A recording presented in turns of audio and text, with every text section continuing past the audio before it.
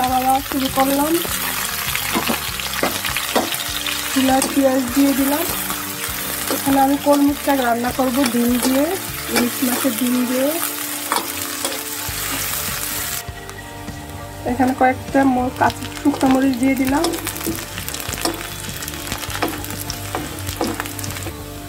পেঁয়াজটা ভাজা হয়ে গেছে। এখন এখানে ইলিশ মাছের ডিম দিয়ে দিব। ইলিশ মাছের ডিমগুলো আমি ফেলে দিয়ে ভেঙে দিব।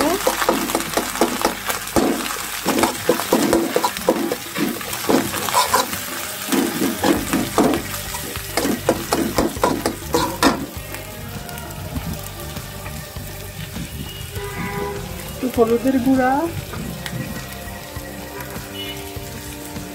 মরিচের গুঁড়া দিয়ে দিলাম।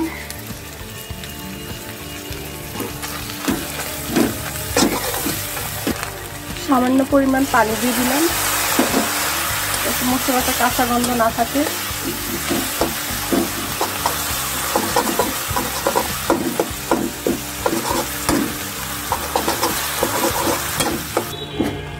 এখানে কয়েকটা কাঁচামরিচ দিয়ে দিলাম।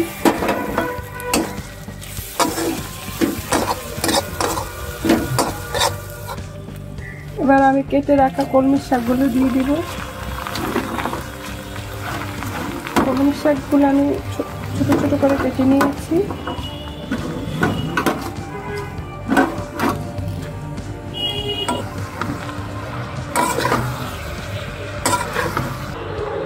পরিমাণ মতো লবণ দিয়ে দিলাম। কিছুক্ষণ ভালো মতো মিলিয়ে তারপর ঢেকে দিব কলমি শাকটা সিদ্ধ হওয়ার জন্য।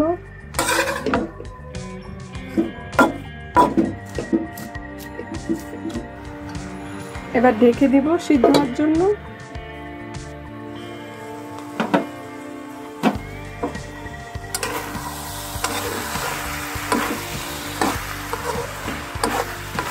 শাকটা সিদ্ধ হয়ে গেছে।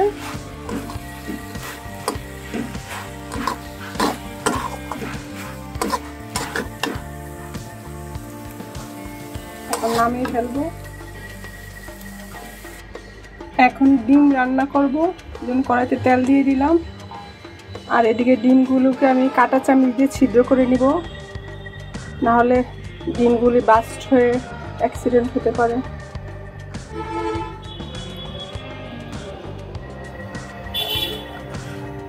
তেল গরম হওয়ার পর আমি এখানে কিছুটা পরিমাণ লবণ আর হলুদের গুঁড়া দিয়ে দিব। মিলিয়ে নিয়ে এখানে আমি ডিম দিয়ে দিব। আমি ডিম আর আলাদা করে লবণ হলুদ মাখলাম না, আমি এইভাবে করে দিয়ে ডিম দেবো।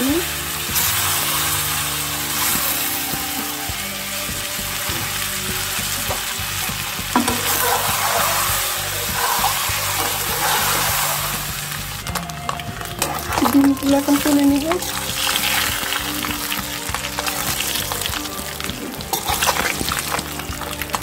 এখানে কয়েকটা গরম মশলা দিয়ে দিলাম, তেজপাতা দিয়ে দিব।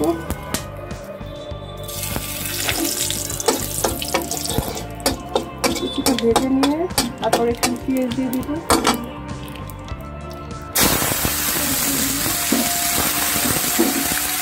আর একটু তেলও দিয়ে দিব।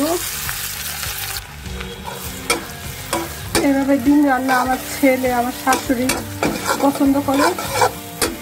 তার ভিতরে আলু দিলেও মজা হয়, কিন্তু আজকে আলু দিব না। চুলার ভিতর একবারে গ্যাস নেই, আগুনটা অনেক কম, এই জন্য সিম্পল ভাবে রান্না করব।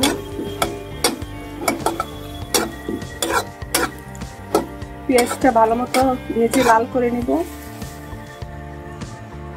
পেঁয়াজ ভাজা হয়ে গেছে। এখন আমি এখানে মশলা দিয়ে দিব।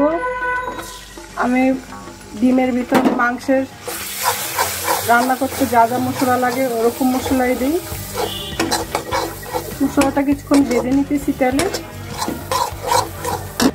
মশলা রাখা বাটিটা পানি দিয়ে ধুয়ে দিয়ে দিলাম, সামান্য পরিমাণ পানি দিয়ে দিলাম মশলা কষানোর জন্য।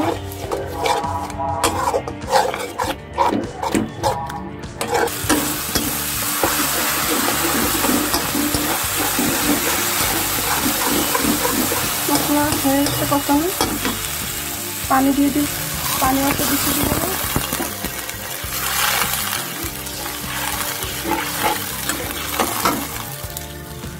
পরিমাণ মতো লবণ দিয়ে দিলাম। পানিটা বড় কাটলে ডিমগুলি দিয়ে দিব।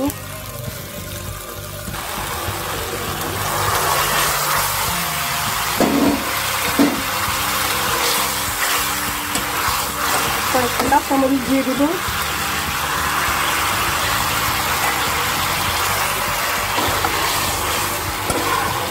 পানিতে একটু শুকে ঝোলটা শুকে আসলেই নামিয়ে ফেলবো।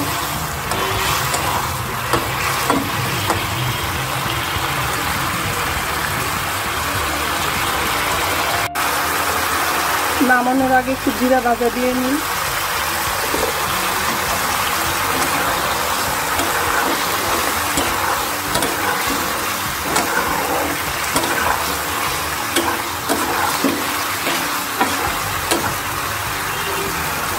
হয়ে গেছে, নামিয়ে নিই।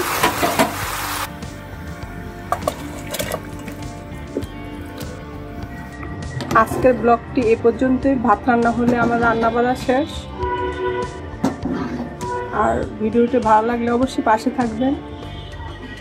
আল্লাহ হাফেজ।